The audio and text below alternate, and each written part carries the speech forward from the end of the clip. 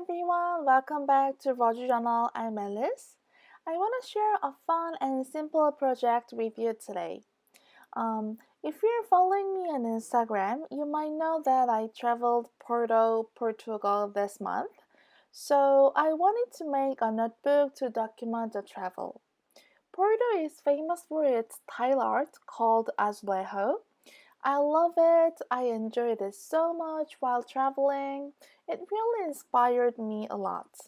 That's how I came up with the idea for this notebook cover. I cut an image into square pieces. Each square is around 3 centimeters. By the way, the notebook is Traveler's Notebook Cahier size, which is a little bit wider than the standard size. I'm inking the edges with this ink, antique linen. I'm using antique linen because the background color is really pale, almost white. But if the image was color heavy, I'd use a vintage photo. I'm gluing the square pieces on a grid paper. If you are doing this or similar project and having difficulty to align them, like me, using a grid paper can be a great solution. This is a 220 grams kraft paper. It'll be the base of the cover. Then I trim the excess of grid paper. And now I'm looking for a colored cardstock to back the image. I decided this indigo blue. I added double-sided tape on all the edges of the cardstock and grid paper. And before I glue them on the kraft paper, I'm inking the edges once again because it was cut off a little bit when I was trimming the excess. I'm using glue stick to attach them on the cover.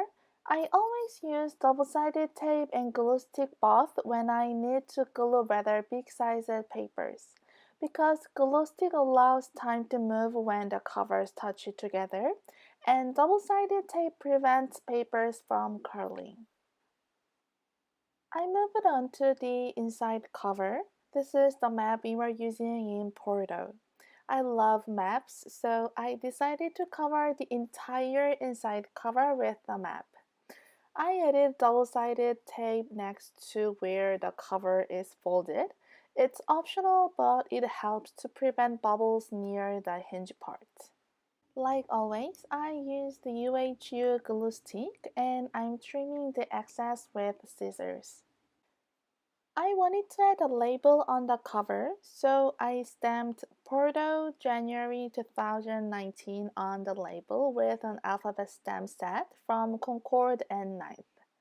Concord and Ninth makes always beautiful alphabet stamps, and this one is my favorite because it is not only handwriting style font, but also sans serif font that looks perfect together. I'll add the exact name of the stamp that I'm using in the description box down below. They are vintage books that I got in Porto. Of course, I visited second-hand shops and charity shops. It is one of my favorite things to do when I visit other cities and countries. So I took some pages from the vintage books and pulled out pattern papers to make inside pages.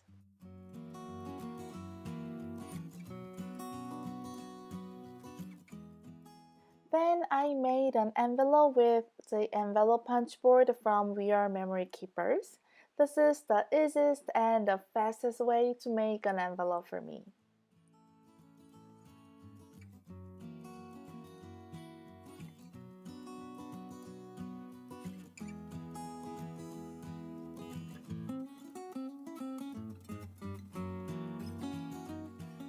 Then I'm adding pockets and fold-outs with a sewing machine.